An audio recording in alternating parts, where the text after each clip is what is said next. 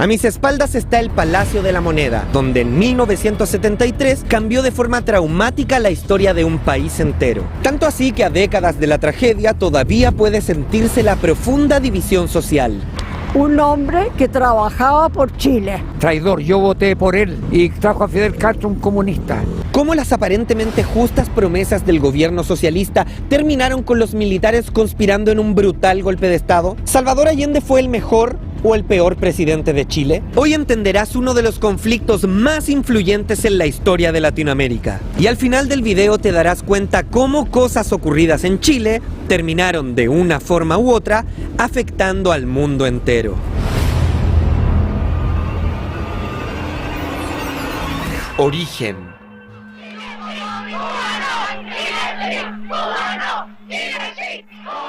Era 1970 y en Chile había un ambiente cada vez más violento por la fuerte crisis social y económica arrastrada hace varios gobiernos y que el presidente Eduardo Frei Montalva no había podido solucionar. Aún así, ese viernes 4 de septiembre, las elecciones se realizaron en una tensa calma. Debió sentirse una mezcla de miedo y esperanza cuando el último voto cayó en la urna, sellando el destino de un país que, a pesar de estar en plena Guerra Fría y con el planeta dividido en dos, sus principales ideologías eran tres.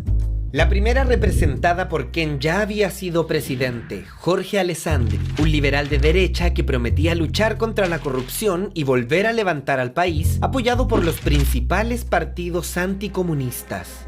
El segundo candidato era Radomiro Tomic, que veía al capitalismo actual como algo inhumano y proponía unir al pueblo en una gran mayoría de centro-izquierda para cambiarlo según las ideas de su partido, la Democracia Cristiana.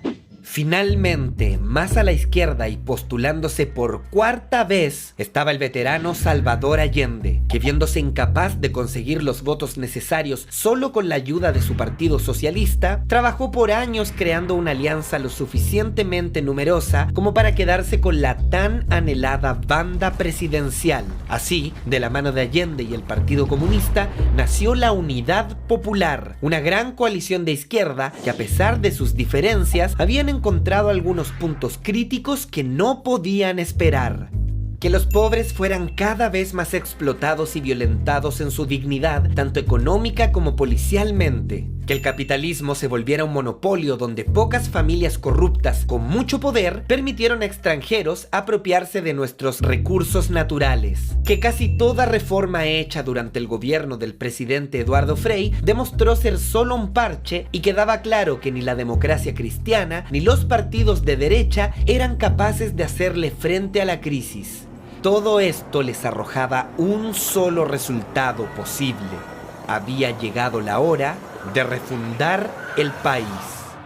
Y aunque las encuestas no lo daban por ganador, la sorpresa del país fue grande cuando se anunció que el ciudadano Salvador Allende Gossens obtenía la mayoría relativa con el 36% de los votos, casi convirtiéndose en presidente de Chile. La gente salió a las calles a celebrar y el sueño socialista de Salvador parecía estar comenzando tan bien que anunciaba con orgullo: Y en la noche de la victoria se juntaron 200.000 personas. No hubo un vidrio roto, no hubo un automóvil destruido, no hubo un adversario nuestro que pudiera decir que lo ofendimos, ni siquiera de palabra. ¿Pero por qué dijimos casi presidente? ¿Acaso aún siendo el candidato con más votos, bastaba solo un 36.2% de apoyo para ser el presidente del 100% de chilenos? Según la ley, cuando algo así ocurría, el Parlamento debía decidir entre los dos candidatos con más votos quién se convertiría en el nuevo mandatario. En la historia solo 3 personas habían ganado con menos del 50% y todos habían sido confirmados por el Parlamento. Así que en esta ocasión debería ser igual, ¿cierto? El resultado electoral chileno cayó como balde de agua fría sobre Estados Unidos, que vio en esto una potencial inspiración para que otros partidos de extrema izquierda en países vecinos llevaran a cabo sus propias revoluciones antiamericanas. Era casi simbólico que Chile, un lugar donde el comunismo llegó a estar legalmente prohibido por 10 años, estaba a punto de llevar a un marxista al poder, y justamente gracias al voto popular. Solo faltaban 2 meses para que los parlamentarios votaran y había que impedir la elección de Allende a como diera lugar, incluso si eso significaba conspirar en su contra. El primer plan fue intentar convencer a los políticos de la democracia cristiana para que en vez de nombrar presidente de la República a Allende, eligieran a su contrincante, el derechista Jorge Alessandri.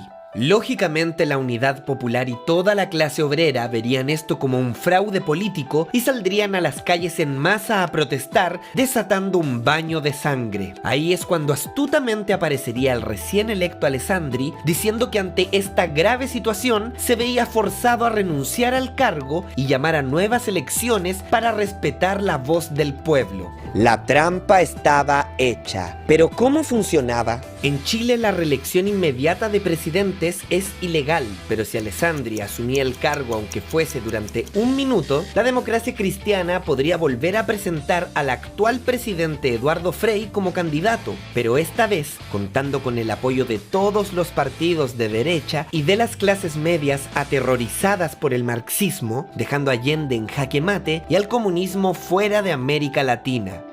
Pero para sorpresa de todos, Eduardo Frei dijo no. En parte porque temía que las cosas no resultaran según lo planeado, y tanto él como su partido fuesen vistos como antidemocráticos, quitándoles para siempre la posibilidad de volver a gobernar. Ni todos los millones de dólares que Estados Unidos le había dado durante su campaña contra Allende lo hicieron cambiar de parecer, y para empeorar las cosas aún más, a espaldas de los conspiradores, Allende había firmado un acuerdo donde se comprometía a no infringir la Constitución a cambio de contar con los votos de los parlamentarios demócrata cristianos para convertirse en presidente. Y el track 2 acababa de comenzar. El nuevo plan era generar desde las sombras un ambiente de inestabilidad política, miedo y polarización tan grande en torno a la figura de Allende que las Fuerzas Armadas aceptarían realizar un golpe de estado dirigido por la derecha chilena y la CIA solo con el objetivo de recuperar el orden y llamar a nuevas elecciones presidenciales. El problema era cómo lograrlo, y en algunos documentos secretos encontramos respuestas. Aquí el presidente Richard Nixon y su secretario Henry Kissinger conversaban sobre Agustín Edwards, un empresario chileno y dueño del famoso diario El Mercurio, quien tras la victoria electoral de la izquierda había escapado a Estados Unidos para ponerse a disposición completa del complot. Se aprobaron $700,000 para ayudar al periódico en su propaganda anti-Allende y Edwards fue interrogado durante días, entregando valiosa información sobre quienes podrían sumarse al golpe, todo desde la mayor clandestinidad posible. La bola de nieve empezaba a rodar.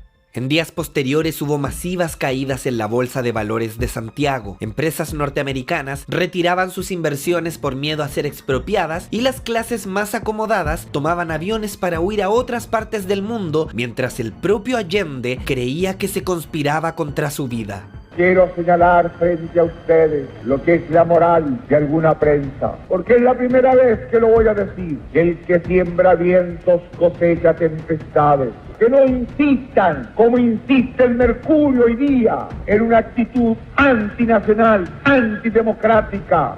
En este ambiente, los obreros allendistas organizados en la Central Única de Trabajadores anunciaron una huelga total en más de 35 empresas claves si alguien se atrevía a interferir en el proceso electoral. ¿Era socialismo o paralización total de la economía? La guerra civil estaba a la vuelta de la esquina y el único que podía evitarlo era el comandante en jefe del ejército y hombre clave, René Schneider.